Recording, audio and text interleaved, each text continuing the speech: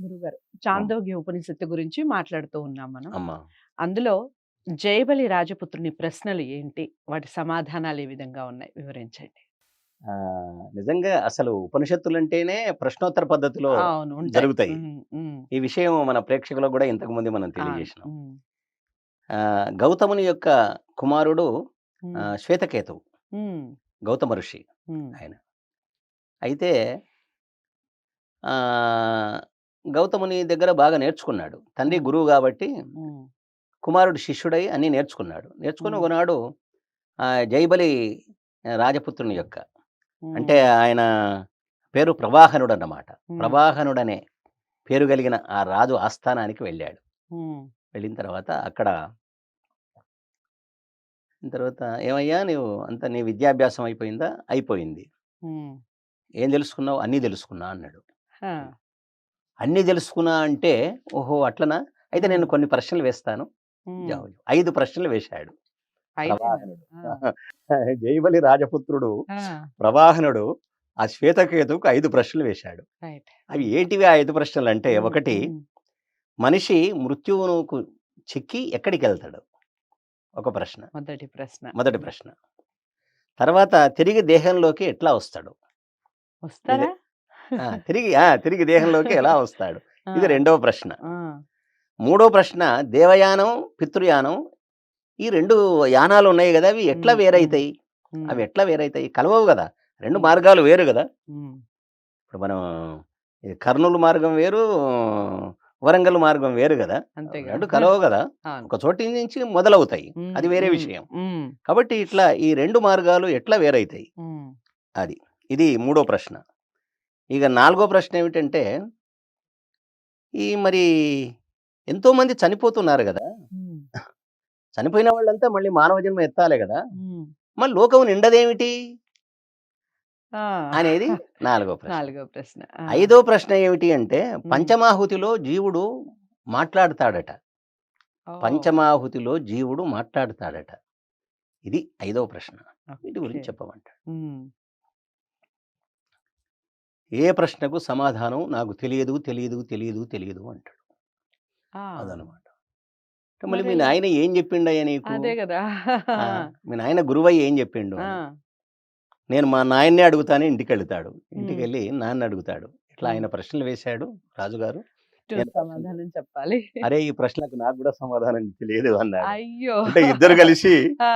రాజుగారి ఆ! దగ్గరికొస్తారు. ఆయన ఏం జేశాడు, మీకు సన్మానం జేసి పంపిస్తానంటాడు. ఆ! సన్మానం గాదు నాకు సమాధానం సమాధానం గావాలంటాడు. కావాలి. అంటాడు. హ్మ్. అయితే ఒక సంవత్సరం నా ఆశ్రమంలో ఉండండి అని చెప్పి ఇద్దరిని ఆశ్రమంలో ఉంచుకొని, ఆ ఉంచేస్తారు. తర్వాత హ్మ్. మెల్లగా రాజుగారు హ్మ్. ఆ ప్రశ్నలకు సమాధానాలు చెప్పాడు. చెప్తారు. ఆ! అది. ఎట్లా మనిషి మృత్యువుకు చిక్కి ఎక్కడికి వెళతాడు? అవును. కర్మఫలాలు అంటనివాడు మోక్షాన్ని పొందుతాడు.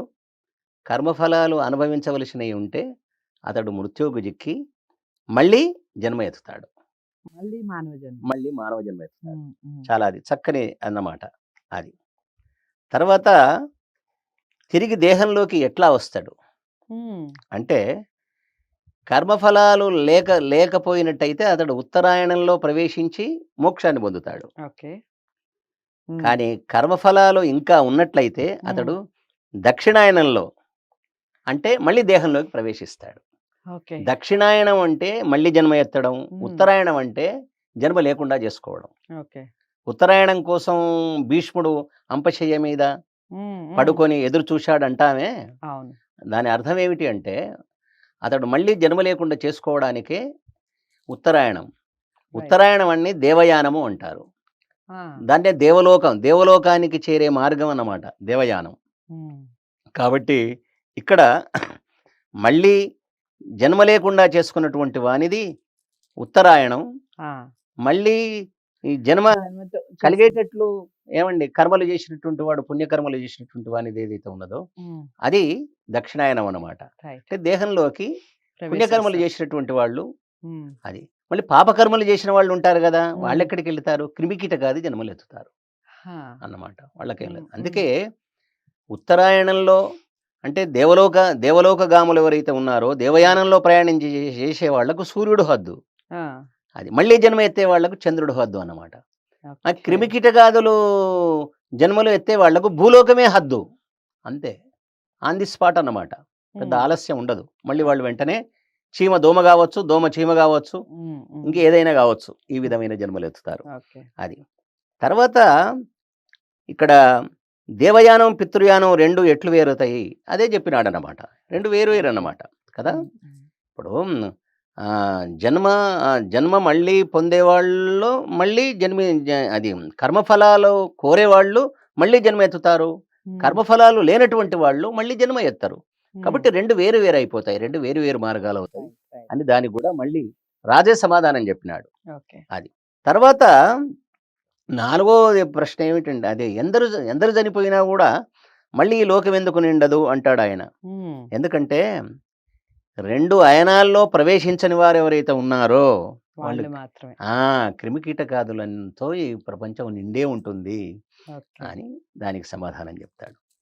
తర్వాత పంచమాహుతిలో హ్మ్. జీవుడు ఎట్లా బలుకుతాడని. ఇది ఓకే. ఇది కల్పననో, ఊహనో మనకు తెలియదు గానీ, ఒక విషయం మాత్రం ఇది శాస్త్రీయంగా మనం చెప్పడం చెప్పొచ్చునో జరిగింది. లేదో తెలియదు గానీ, హ్మ్. మామూలుగా జీవుడు శరీరం నుంచి వెళ్ళిన తర్వాత హ్మ్. ఆ సూర్యాగ్ని అతన్ని బంధిస్తుంది. సూర్యాగ్ని బంధిస్తుంది. ఆహా! సూర్యకిరణం బంధిస్తుంది. హ్మ్. తర్వాత ఏం చేస్తుందంటే, ఆ సూర్యకిరణం బంధించి ఆ జీవుడిని మేఘాగ్నికిస్తుంది. అంటే ఆ! విద్యుత్తుకిస్తుంది. హ్మ్. మేఘాగ్ని. హ్మ్. సూర్యాగ్ని, తర్వాత మేఘాగ్నికి. మేఘాగ్ని. హ్మ్. ఆ మేఘాగ్ని ఏం చేస్తుంది అంటే, అది జల రూపంలో రైట్. ఏమి వర్షించి మేఘం వర్షించిన తర్వాత హ్మ్. అక్కడ ఏమవుతుందంటే, అది హ్మ్. బీజంలో అది హ్మ్. విత్తనంలో చేరుతది ఆ జీవుడు. హ్మ్. నీటి బిందువుల ద్వారా, హ్మ్. నీటి ద్వారా అతడు విత్తనాల్లో చేరుతాడు. రైట్. ధాన్యపు గింజల్లో చేరుతాడు. హ్మ్. హ్మ్. ఇది బీజాగ్ని అంటారు.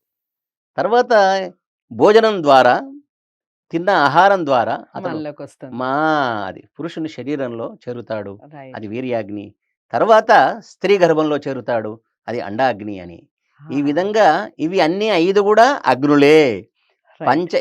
ఐదవ అగ్ని అంటే పంచమాహుతిలోనే వీడు పలుకుతాడు అన్నమాట. ఈ ఓకే. 5 అగ్నులలో వీడు ఒక విధంగా తపస్సు చేయడమే అన్నమాట. హ్మ్. హ్మ్. తపస్సు చేయడం అంటే మనకు పంచాగ్నుల మధ్యన తపస్సు చేసింది అని అంటాం చూడండి పార్వతీదేవి అవును. అవును. శివుని కోసం. అవును. కాబట్టి ఆమె దక్ష యజ్ఞంలో పడిన హ్మ్. తర్వాత వెంటనే ఏమైంది అంటే ప్రాసెస్ అన్నమాట. వెంటనే ఈ విధంగా పంచాగ్నులలో ప్రవేశించి ఆమె ఏమైంది?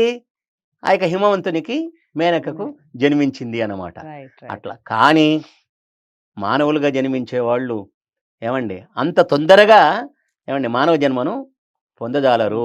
రైట్. కాబట్టి మేఘాగ్నిలో ఎంతకాలం ఉంటాడో తెలియదు మనకు. విత్తనాల్లో ఎంతకాలం ఉంటాడో తెలియదు మనకు. అవును. కదా!